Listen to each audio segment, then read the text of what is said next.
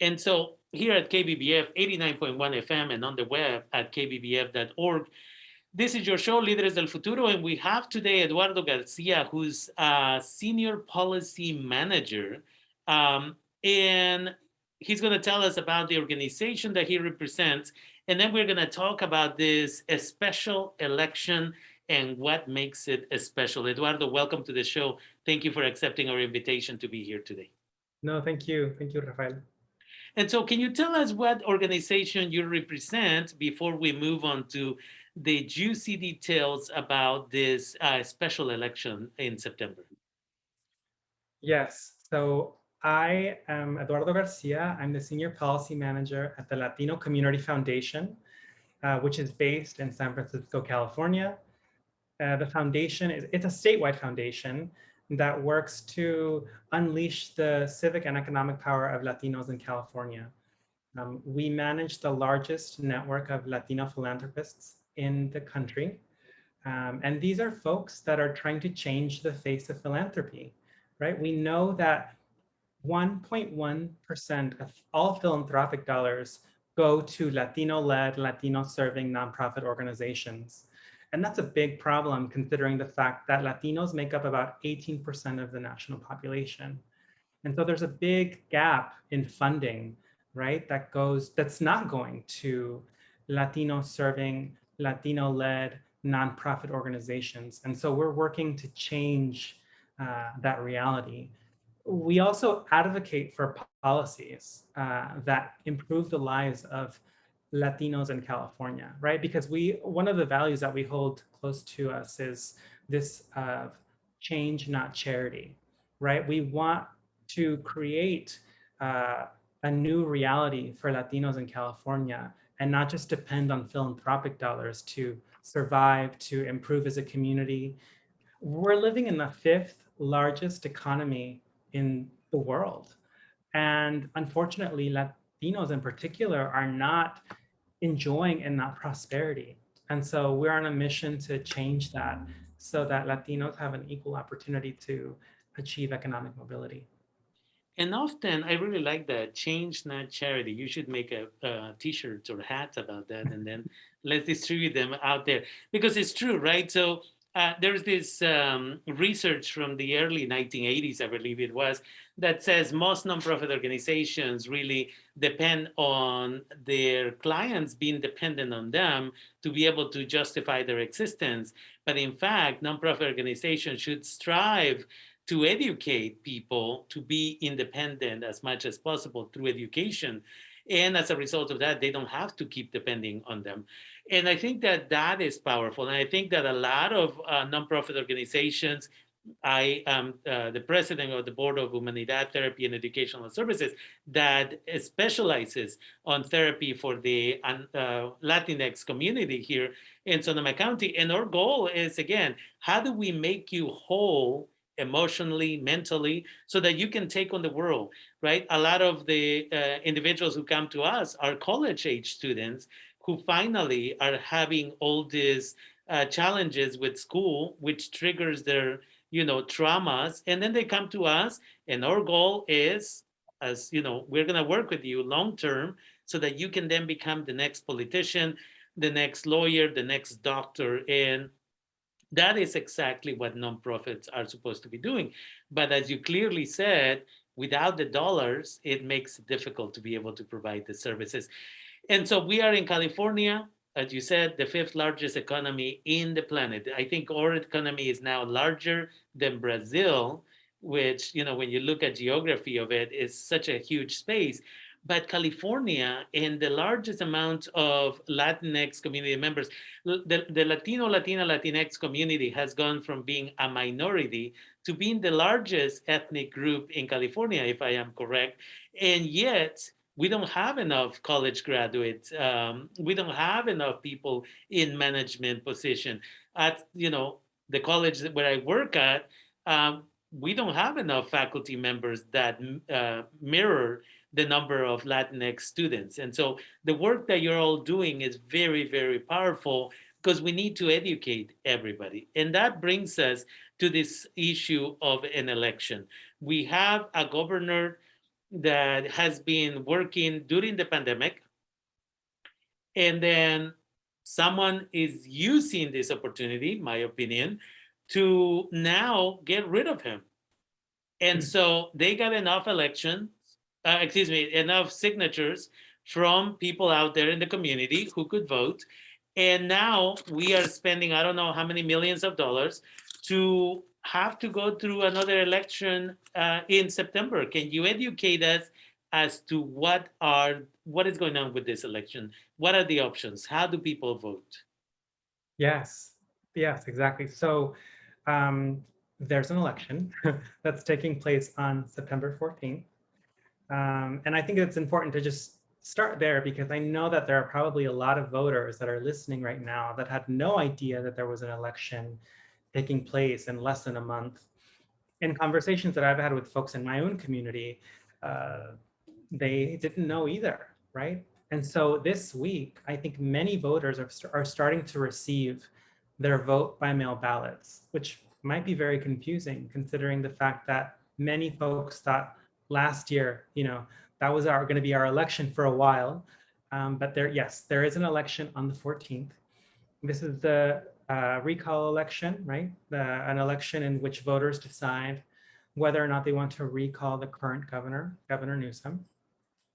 And the ballot is pretty straightforward. It's a pretty simple ballot. There are essentially two questions on this ballot.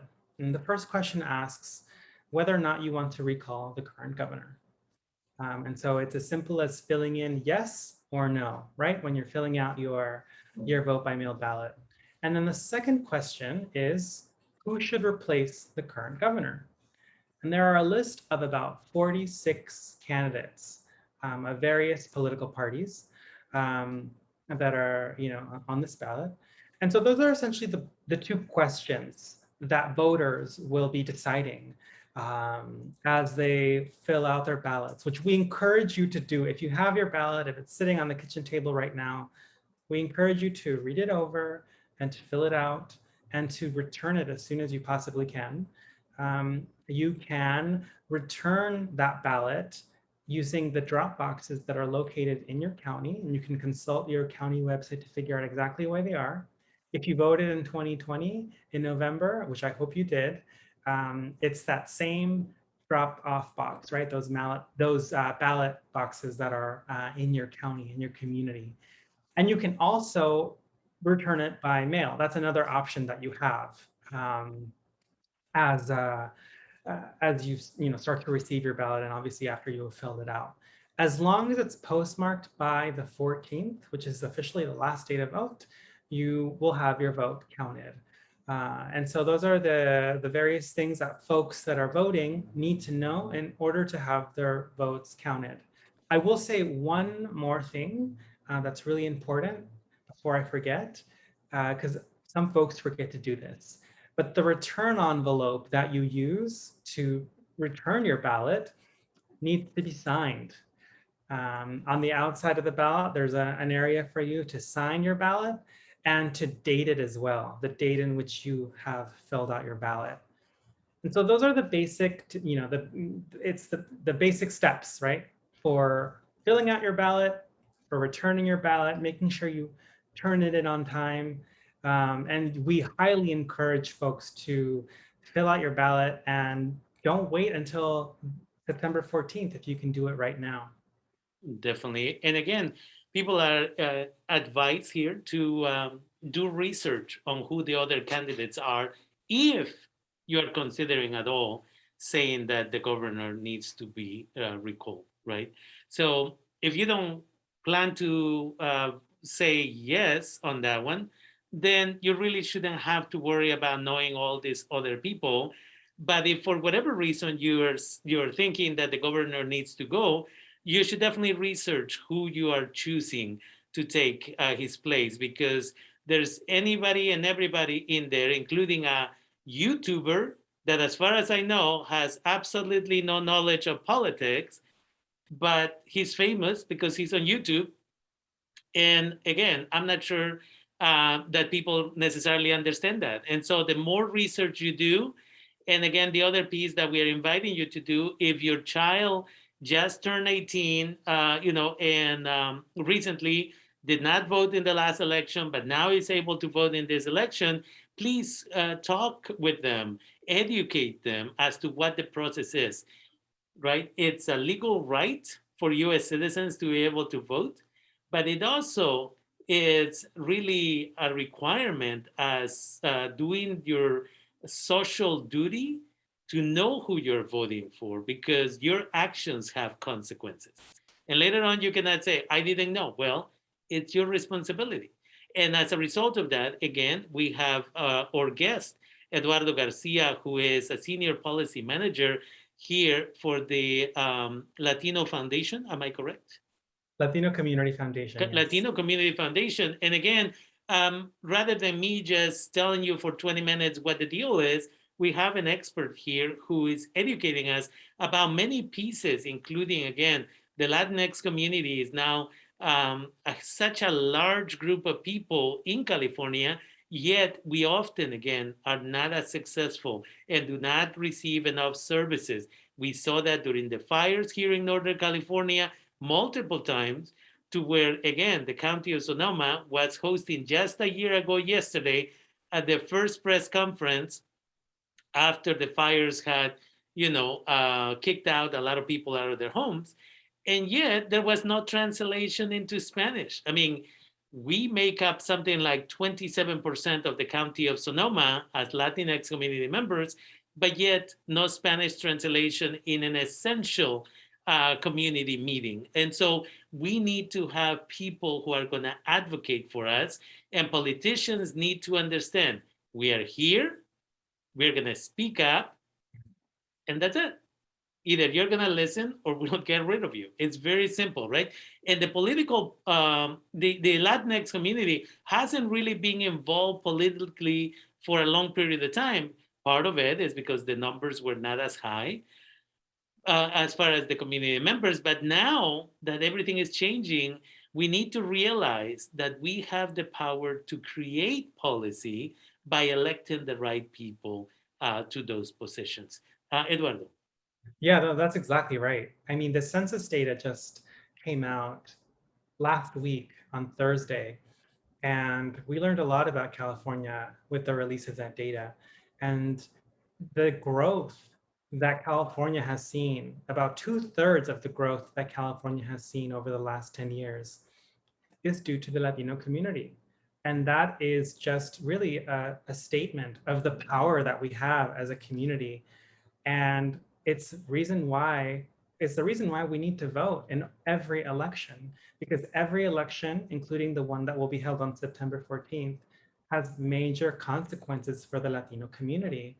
As I think I mentioned to you earlier, the Latino community was devastated and continues to be devastated by the COVID-19 pandemic in terms of health, in terms of finances. 29,000 Latinos died because of COVID-19. And more than 2 million Latinos have been infected with COVID-19 since the beginning of this pandemic last year. We're a community that has been disproportionately impacted by this health and economic crisis. And so as we recover from this pandemic, as we look to the future, the Latino community is going to play a huge role in the economic recovery of California. And we need to ensure that Latinos are also enjoying in the prosperity that the state is generating, right? We are about 25% of all small businesses in the state of California. These small businesses generate over $100 billion annually. We're a huge economic engine for the state. 10 years ago, during the last recession, it was actually Latinas, it was women, Latina women that were starting businesses at higher rates and helped the state get out of the economic recession that it was in 10 years ago. And so in 2021, as we look to the future, we have to remember that Latinos are going to play a critical role in the recovery, and that we need to have our voices represented in government. And so that's why we're trying to encourage everyone that's listening to us today to vote, uh, to vote early. That's our message, is to vote early. Ballots are in your mailboxes. If they haven't gotten to your mailboxes, they'll be arriving in the next several days, and you must vote. We can't leverage the political power that we have if we're not voting. Latinos are 39% of California's population. We're a force, uh, but we can't be the force that we, to our fullest potential, if folks are not exercising their right to cast their ballot. And this election will have major consequences for our community as we recover from this pandemic in the next several years, for as long as it takes. Definitely. And again, I wanted to invite you to be here, educate us in regards to the importance of the participation for those who can vote in this election, the special election of September 14 is the deadline. And so I want to thank you for taking the time to be with us. And I want to invite you, come back. Let's schedule something else. There's plenty of issues that we can talk about. So I just want to take the time here and thank you for participating in this interview. And I really like that quote, change, not charity. So I will remember that.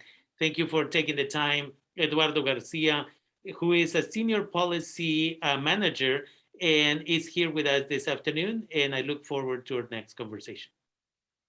Thank you so much.